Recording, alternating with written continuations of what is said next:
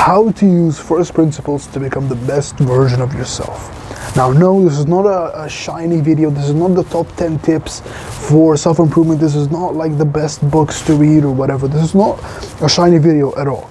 And you know, most people are gonna think this video is like very boring, like I don't even know what first principles are, right? But I promise you, and this took me years and years to learn, right? If you can learn this, if you can understand what I'm gonna explain to you in this video, you will absolutely dominate everyone. Like, you will destroy everyone. Like, you will run over all these little kids. I'm telling you, bro. If you could just understand how to think through first principles. And this is literally how billionaires and emperors and conquerors and scientists and the greatest people across history think. They think this way. And if you can learn to think this way, you'll destroy everyone. I'm telling you. So, what are first principles? First principles are the objective truths of everything, right? So I'm gonna try and explain this as simple as possible, but basically in thinking, there's fact and opinion. There's objective and subjective. Basically, subjective is just your opinion. It's personal to you, like what do you think of the world, right? Oh, I hate this politician, or I hate billionaires, right? That's your subjective truth, but that doesn't affect the universe, right? Does that make sense? Or I think video games are good for you, right? That's subjective thinking, but that doesn't mean they are good for you. That's not facts. And the exact opposite of subjective thinking is objective thinking. And objective is thinking in what is the absolute truth, what is the absolute fact, what is the scientific objective truth of the universe, right? Like if I tell you, for example, like exercise is good for you, like we can never argue with that. Like it's the objective truth of the universe. Like exercise is good for you. Like whenever you do exercise, you get so many benefits, right? But when someone, for example, says, like let's say you're on a carnivore diet and you're eating like a lot of red meat, and then your friend comes up to you and tells you, oh, red meat gives you cancer. And then you say, okay, why? And then that person says, oh, it's because I said so. Well, that person, they don't know what they're talking about. That there's no scientific evidence for that. There's no scientific evidence that red meat actually gives you cancer. There's no evidence for that at all. Right? So I'm just trying to explain this, like there's objective and subjective truth. Now, the more you can think in here, in between the objective and the subjective, if you can think between fact and opinion, if you can combine the two and get like in this cross-sectional here, you will absolutely destroy everyone, like I'm telling you, right? And this is what first principles do. They are the objective truths of the universe. They are the truth and the facts of the universe, basically. So I'm just gonna give you like tons of examples so you can really understand how to think in first principles. And if you can think in this way, again, like I'm telling you, you'll destroy everyone. Okay, so for example, the first principle of psychology is pain avoidance. Basically, the reason we do anything ever, like if you break it down to the core, it's to avoid pain. It's to avoid pain. Like think about it, like every single thing, every single action you have done since you were a child is to avoid pain. Like the reason me and you, we didn't eat vegetables when we were kids because it tasted bad, right? It had like a little bit of pain. The reason you go and drink water is to avoid the pain of being thirsty. The reason we eat is to avoid the pain of being hungry, you know? And Freud figured that one out. So basically you can summarize everything we have ever learned in psychology for centuries into pain avoidance. into everything we do is to just avoid pain, right? Another first principle, the first principle of money, of making money, is value exchange. Like, if you give me value, I will give you money. It's just that simple. And if you don't believe me, like every single thing you have bought or anyone in the world has ever bought is because of value. Like, for example, if you were thirsty and then you go to the supermarket and you buy a water bottle, you bought it because it was very valuable to you, because you were thirsty, right? And if you think about it, like, what is value? Value is just alleviating pain. Value is just alleviating suffering or alleviating pain. And if you break it down even further, value is just solving problems. Value is created when pain is alleviated, and pain is alleviated when problems are solved. That's what I learned from Charlie Morgan, right? Now, the reason we buy anything is because it solves a problem. Like, think about that. Money is created when pain is alleviated, and pain is alleviated when problems are solved, right? If you solve a problem for me, I will give you money, right? Like, people always think, oh, I need to just save a bit more. Oh, if I want to be rich, I need to save this and invest in this. But if you can break money into the first principle of just solving problems, you'll destroy everyone. Like people think, oh, I need to do sales and to do marketing and accounting and whatever and all these business things. Like, you don't study business.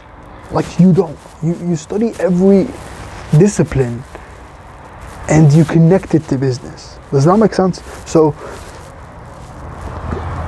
if all your competition is focused on the best marketing or the best sales script or the best whatever, and you maybe you don't have the best marketing or the best sales or the best team or whatever, but you genuinely are focused on solving problems, you will be richer than all these people. You will destroy all these people in the competition, because business is just competition if you think about it, right? And this is not just if you want to make money, this is also the first principle of attention. If you want to get someone's attention, you think about them. You look at their viewpoint. You look at what is their problem. How do I solve their problem, right? Yeah, another first principle is the first principles of health is exercise, sleep, and nutrition. Like, not every discipline has like one first principle, like, because some disciplines have like multiple first principles. Like, for example, for health, physical health, it's exercise, sleep, and nutrition. Like, you can't argue with that. Like, if you want to have the best health of your life, eat clean, sleep early, and exercise regularly. Like, that's really all it comes down to, because those are the first principles. Those are what everything is built up on, right? Supplements are useless. Like, all these additives are useless. Like, none of these things are useful if you don't exercise, eat clean, and sleep early. And the thing is, if we sleep bad, if we eat bad food, and we never exercise, we never move, we will have the worst health of our lives, right? And for example, the first principles of maximizing muscle growth are train to failure, progressively overload, and recover. Like, that's it. Like, that's it. Look, just those three things. Like, if you just cut off all the BS, all the nonsense, it all just comes down to these three first principles. Like, train hard, train to failure, increase the weight or the reps, and recover. Like, like sleep well and eat clean. That's it. If you do that, you will maximize your genetic potential. I'm telling you. Like, you will have the physique of your dreams. Like, you don't need anything else. All like the tempo and all the volume and all this nonsense it's just worthless. If you do those three things, like if you genuinely do those three things, you train like 3-4 days a week to failure, progressively overloading and recovering for 10 years straight, like you would literally have like a 10 out of 10 physique. You don't need anything else, right? You see why first principles are extremely powerful, right? And this literally like applies to everything. Like, for example, what's the first principle of women's desire, for example, right? It's just hypergamy.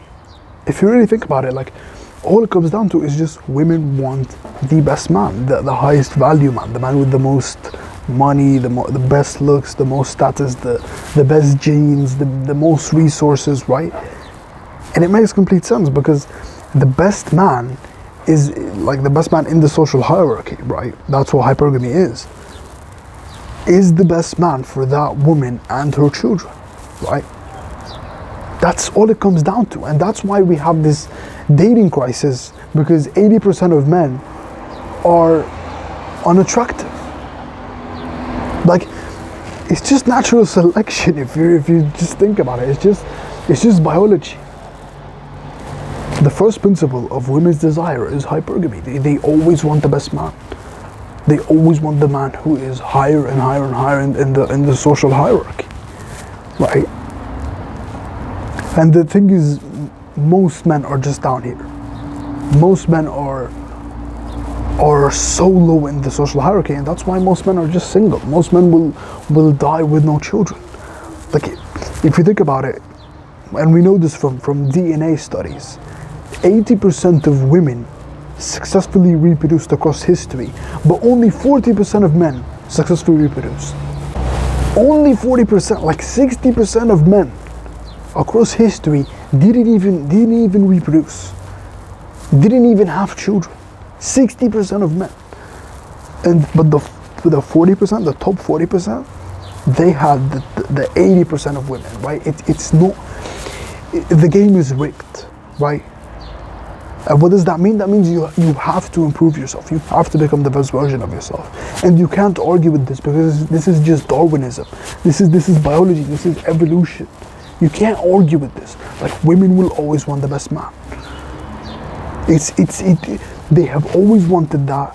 They will always want that, and they will just always want that, right?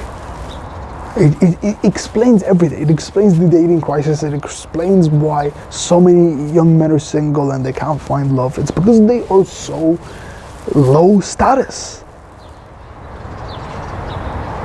They are not improving themselves. Now, what about the first principle of men's desire, right? It's really just fertility cues. Cues to fertility. Like, men desire women who have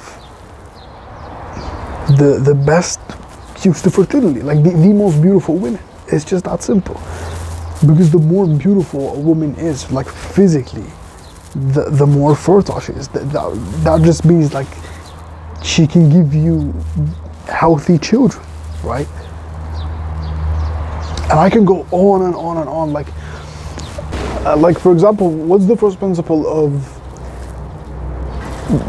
gaining and losing weight? It's just calories in and calories out. Like if you eat less than your maintenance calories, you will lose weight. And if you eat more than your maintenance calories, you will gain weight.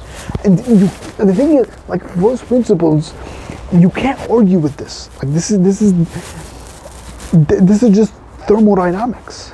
It's just energy in, energy out. It's physics, right? It's just thermodynamics. Like, you can't argue with this, right? So let me give you some practical examples here. Like, for example, Eminem, right? You know, like the rapper Eminem, of course.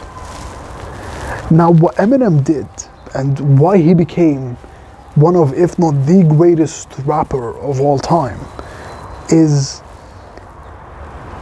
he was the only white rapper, and what he did is he studied the dictionary, right? He opened the dictionary and he kept studying every single word in the dictionary, because he broke, and he's just an absolute genius for this. He broke the first principles of rapping. The first principle of rapping is just words. If you really think about it, like, he who has the most words is the best. And that's what Eminem did. And that's why Eminem is so ridiculously good at rapping. It's because he knows all these words. That's why he can like rap very, very fast, right? Another example, like Jeff Bezos, for example, with Amazon. Like the first principles of Amazon, like Jeff Bezos, and again, like he's just absolutely brilliant for this. He found out that what people want to buy things that are cheap, fast, and variety. So they want like many options of that. And that's what he built Amazon on top of. Like if you imagine Amazon like a pyramid, he built Amazon on these first principles of the cheapest products, the fastest products, and the biggest variety of products. That's why Amazon became like a multi-trillion-dollar company. Like for example, Apple, what Steve Jobs did is he looked at all the computers and all the phones and all like the other products in the market, and he found out that they just looked very ugly and they looked very terrible, and they were like very big and blocky, and like no one wanted them. They just looked very sophisticated and complex. So he built Apple on the first principle of simplicity is the ultimate sophistication. And that's why when the Macintosh came out, like everyone started buying it. When it came out in 1984, everyone started buying it because you have this computer that just looks very clean and very beautiful, right? Like it has all these, like, it just looks very simple and organized and compact, right? It has like this very sleek design compared to all the other computers. So of course everyone bought it. The same thing with the iPhone. Like what Tim Cook does nowadays is he keeps removing things from the iPhone, removing, and people are always complaining about this, but that's what Apple was based on in the first place, is to make products as simple as possible, right? Another example is Elon Musk. Like Elon Musk, what he did was he found that batteries, when he started Tesla, he found that batteries were very expensive. So what he did was he broke down the batteries into the first principles. Like, what do you need to make a battery? Like, all you need is just copper and some wires and metal, of course. Like, those things are really cheap. So what he did is he got all the materials and he created the batteries himself for the cars. And the battery that cost $5,000, he made it for just $50. You see how powerful first principles are? And the thing is, when you understand the first principles of every single domain, you will absolutely obliterate everyone, because you have, like, everything in the universe connects, right? Everything connects to each other. Like I'll give you some examples here. Like people think, oh, physics and biology and chemistry and mathematics, like these things like are so ridiculously applicable to self-improvement, it's insane. Like they are so connected to improving yourself and becoming the best version of yourself, it's insane. Like for example, in physics, there's the first principle of inertia, and inertia is just momentum, right? And what this means is it is way harder to start something than it is to keep it moving, right? Of course, like an object in motion stays in motion, right? The laws of Newton. But like for example, if you have like a car and you're pushing that car, it will be way harder to push that car when it's just standing still than when it is already moving, right? Does that make sense? And the more it moves, the more the easier it gets to move it, right? We can apply that directly to habits. It's the exact same thing. Like if you want to start reading, it will be very hard in the beginning.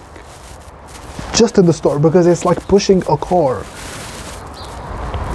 when standing still. But if you read over and over and over again, if you have movement, if you have inertia, if you have momentum, then it becomes way easier, right? So I just found this fascinating. It's the same thing with removing bad habits, right? In the beginning, it is very, very hard to remove bad habits because it's exactly like pushing a car. But the more days you go without it, you know, the dopamine returns back to baseline. You become happier doing other things, and then the addiction just completely goes away, right? That's why, and this is one of my favorite quotes from James Clear, is not doing it for one day is a mistake, but not doing it for 2 days is the start of a new habit. We need momentum, we need inertia in our lives, right? Another first principle from biology is natural selection. And this is so applicable to everything I have ever talked about. And natural selection is basically just survival of the fittest. And it's not survival, like people think it's survival of like the biggest, most muscular person, like the gorilla, right? No. It means survival of the most adaptable to the environment, right? So the people who are the most adaptable to the environment are those that survive and successfully reproduce, right? The species who are the most adaptable to the environment are those that survive the best and successfully reproduce the most. And this is so applicable because let's say like you have a business, right? If you have like a YouTube channel about reading, for example, you create content about reading. You create valuable content about, you know, you summarize books. You solve the problem of people who are too lazy to read, and you just explain the books to them. Now, if you do that for 4 months and you quit, you will make absolutely no progress. But if you do that over and over and over again, and the thing is you're competing with other YouTubers who are doing the same exact thing, if you do that for 10 years straight, right, you keep posting valuable content about reading and reading and reading, you will succeed, you will survive, because you have adapted over and over and over again to the environment, right? Whereas most of your competition has already quit, right? Another first principle from chemistry is activation energy. And this is very similar to inertia. Like, we need activation energy to start anything, right? So like these disciplines are so incredibly applicable to self-improvement, to making money, to building muscle, to all these things. Like, everything in the universe is connected. And that's what Leonardo da Vinci says, right? Everything in the universe is connected, right? What about mathematics? One of the first principles of mathematics is an exponent. You know, when we were like little kids and we used to learn about math, right? You used to have like 10 to the power of. And 10 to the power of 1 is just 10. 10 to the power of 2 is 100. 10 to the power of 3 is 1,000, right? 10 to the power of 4 is 10,000. And like, the bigger it is, the bigger the number is, right? And this is extremely applicable to business and self-improvement and being the best version of yourself, because this is the law of compounding, right? And this is leverage, really. Like, let's go back to the content example. If you create valuable content, like content that solves problems about reading, like the first year you're gonna have 100 subscribers. Like, for example, right? First year you keep posting over and over and over again, maybe you'll have like 100 subscribers. But then the second year you'll have 1,000 subscribers, and then the third year you'll have 10,000 subscribers, and the fourth year you're gonna blow up. You're like gonna have like 200,000 subscribers, right? And then the fifth year, you're gonna have like 5,000 subscribers, 500,000 subscribers. You know, it's exponential because it's an exponent, right? And it's a positive feedback loop. Like when you post a video, it's not just posting a video. The algorithm recommends it to one person, and then that person watches it. And when that person watches it, the algorithm recommends it to more people. And when those more people watch it, more people are gonna watch it. And it's just it's a positive feedback loop that just keeps going over and over and over again, creating an exponent. And this is the law of compounding, like the law of exponential return, right? It's like a snowball, for example.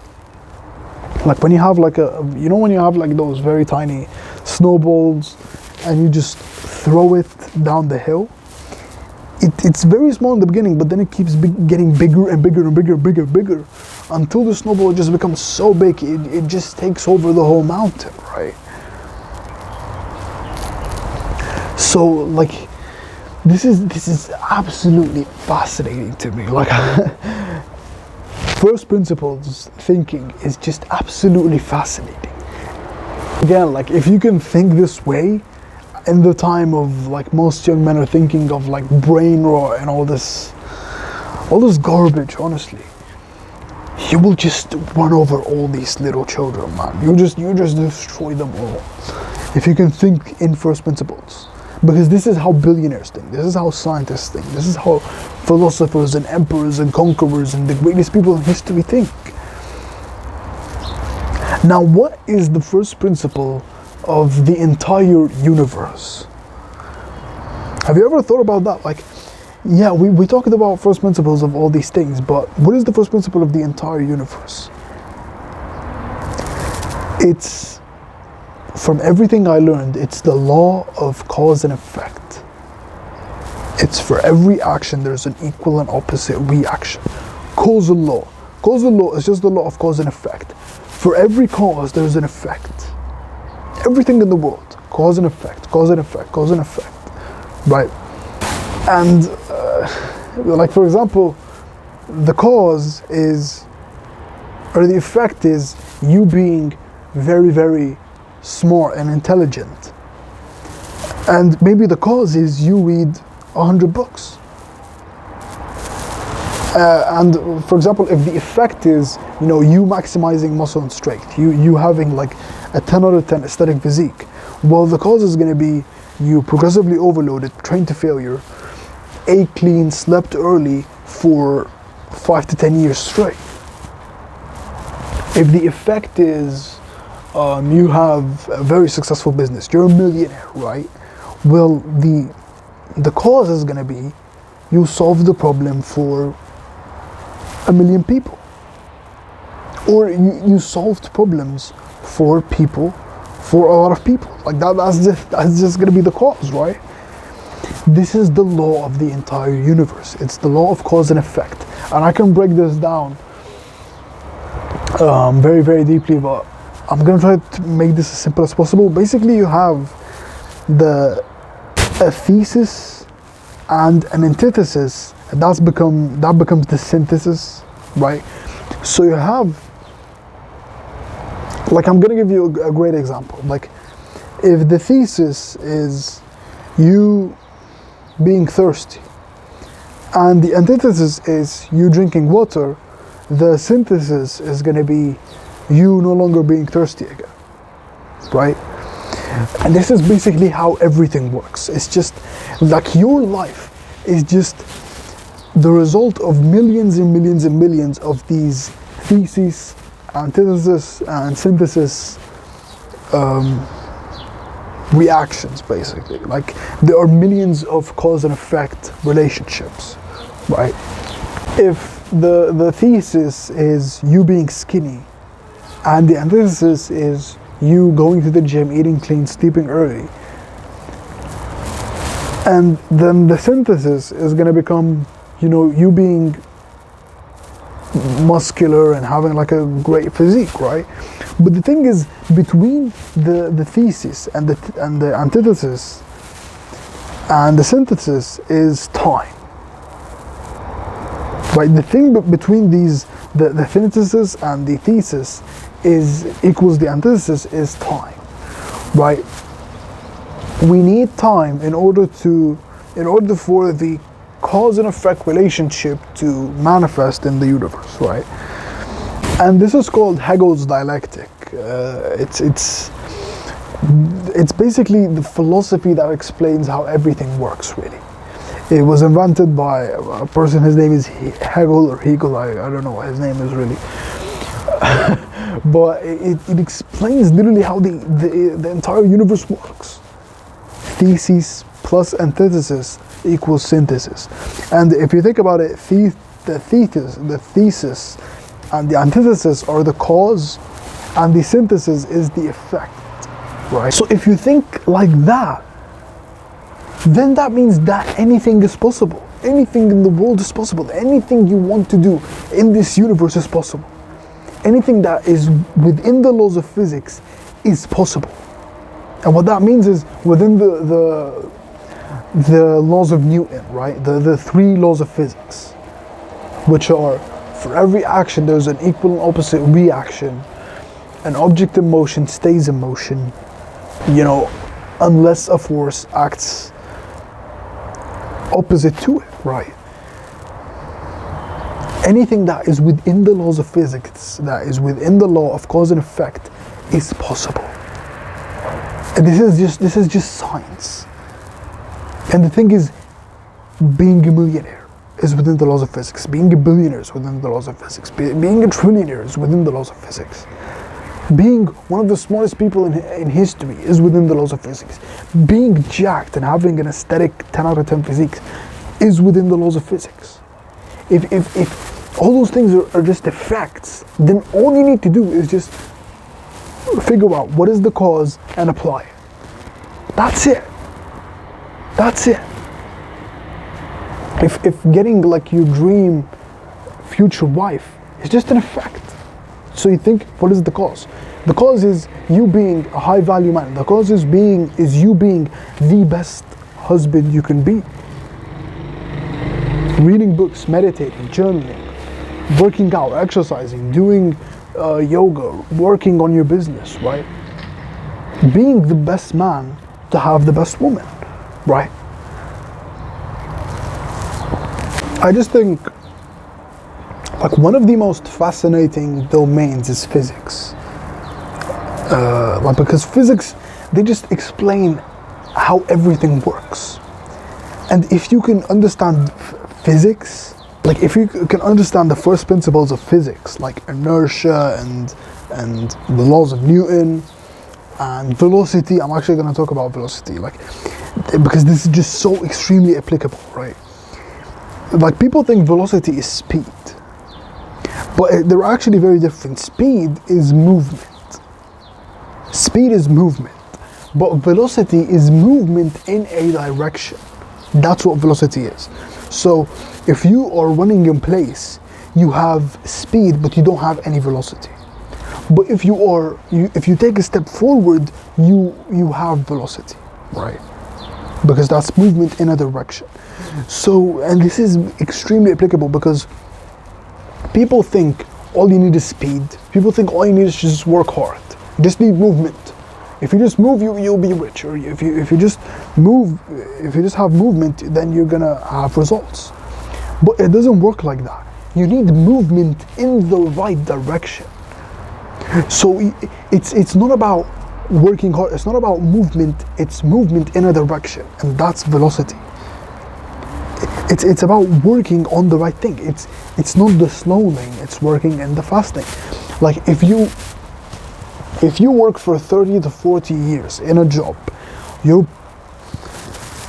barely make any money because it's just fixed. But if you work hard in a business, in 5 to 10 years, you will be a millionaire, even a decamillionaire. Because that's in the right direction and this is in the wrong direction. Even though the movement is the same, like the effort you put in is just the same, but it's just the direction that matters, and that's what velocity is. Right, yeah, like physics, I just found physics like so interesting. and just so fascinating because it just explains how everything works. And this is really like the only thing I actually agree with the school system on is the things that we learn in the school system are actually very valuable. They're actually like very, very good for us. Like people think, oh, like the things we learn in the school are, oh, I don't need this. How is this gonna help me? Like when I was a little boy, you know, I was very naive, right? I used to always, you know, like ask my brother and my parents, like, when am I actually gonna use this in the real world, man? This is just boring as hell. But like, the thing is, most people think that, but the things that we learn in school are actually how billionaires think. They're actually how billionaires think. Like, they are the first principles. Like, they are the foundations of how the universe works. They are the foundations of how everything works. Physics and chemistry and biology and math and systems and all these things, right? But if you think about it, what is the first principle of the school system? And I thought about this for a while. It's obedience. Obedience. The entire school system is not based on learning, it's based on obedience. And if you look at the history of the school system, that's what it was based on. What billionaires, people like Rockefeller and Andrew Carnegie, and billionaires who had like these massive factories and oil factories, they wanted people who are obedient. They wanted people who would just do the work and shut up and never question anything, never ask why am I doing this, and just do the work without ever questioning anything, right? But people still think that the education system is built on education and learning, but it's not. It's not. It's a business. That's the thing. It's a business just like any other business. And the reason, you know, they keep like kicking you out and anything you do that's wrong, they just kick you out, because it's trained to make you an employee. Like, replace the word factory worker with employee. They are training you to become a slave to the system. That's what the school system rewards, is obedience. That's what the first principle of the school system, the entire education system is built on obedience. And this is not just my opinion, this is based on history. Like, go read the letters of Rockefeller. He actually, like, he says it like in plain English, he says it directly, like, he said, I don't want a nation of thinkers, I want a nation of workers. He literally said that like in plain English, right?